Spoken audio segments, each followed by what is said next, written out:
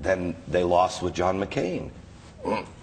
Still didn't do it. When they come out now, this close to the election, why, as a voter, should I believe them? A lot of voters won't believe any kind of change there in their thinking or the policies that they want to see implemented, and that's why you're going to see made manifest this anti-incumbency sentiment that so many of us are kind of embracing right now. And there'll be some exceptions with some of the incumbents, but overall I think people are saying, no, now's the time where a lesson is going to be learned. Do you think there's going to be any difference between Chris Dodd and Blumenthal?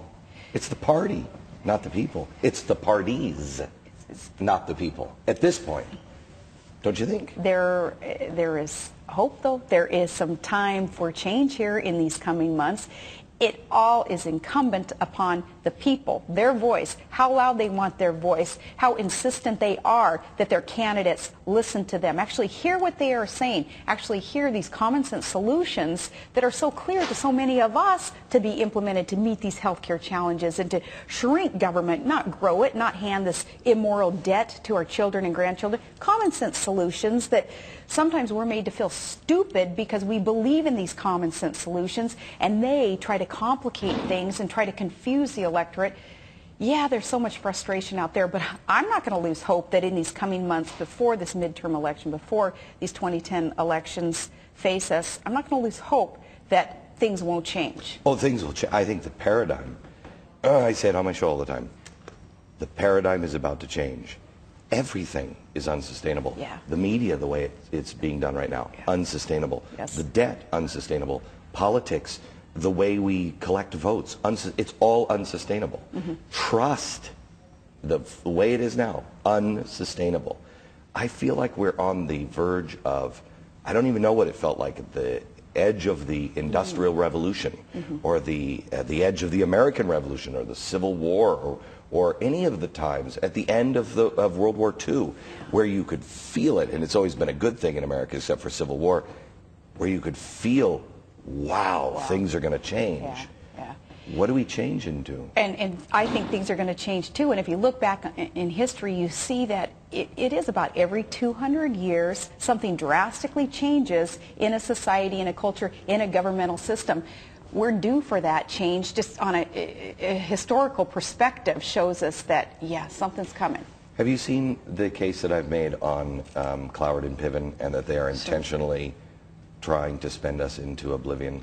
Yes. Do you believe it? I do. I do believe that, because again, Glenn, we can't be so stupid as to see these common sense solutions. Hey, government, quit thinking that the solution to the healthcare problem today is for government to take it over and run a system better than the private sector system. We see something like that, we scratch our heads and say, well, what are we missing? It's a ridiculous notion that the White House has to take over healthcare and think that they can run it better. We cannot be missing something so blatantly. It has to be purposeful, what they are doing. Otherwise, I would say, Glenn, that there is no hope, that there are no solutions. You see that the Fed made Exxon had their record profit a couple of years ago was $45 billion. The Fed just had record profit, over $50 billion. Nobody's having hearings on the Fed. Nobody is looking for a windfall profit tax on the Fed. Nobody seems to, we can't even open the Fed's books. Yeah. Where do you stand on the Fed?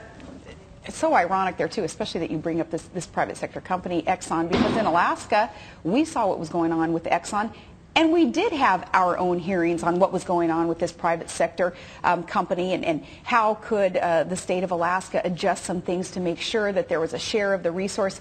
Yet you're right, nobody has even lifted a finger to go that route with the Fed. And it's a scary thing. It's one of those things that we're thankful for, Glenn, that you're bringing this to light. And I don't know anybody else who is, certainly nobody else who has a platform or the megaphone like you do. And we have to take a break here. I just want to end with this question. Is universal health care constitutional? I don't believe that it is constitutional. I believe it violates the 10th Amendment. I believe it usurps states' rights. I believe that it is, aside from the unconstitutional aspect of this, I think it is the most wrong-headed thing that Obama is trying to cram down our throat, and I cannot believe, I know that people are outraged about it, but I cannot believe that those on Capitol Hill are still not listening to the outrage of the people and still want to see this thing get crammed down our throat. You have to ask yourself why. They're all throwing themselves on the altar of this. The bribes, the corruption, the coercion, the SEIU, break your kneecaps kind of stuff. Do you even, I said a year ago, it was a year ago Christmas, a year from now, you will not recognize your country. Put yourself back a year ago last Christmas. Go into a coma. Wake up. Do you recognize your country? Already, this change is creating this unrecognizable system that we're a part of. But yeah, with the especially with the health care, when incumbents are even willing to give up their power, their seat, when they're saying, hey, if it costs me my seat in Congress, it costs me my seat in Congress. I'm going to cram this thing through anyway. That's a scary, scary thing to consider. It's not if they're doing it on principles.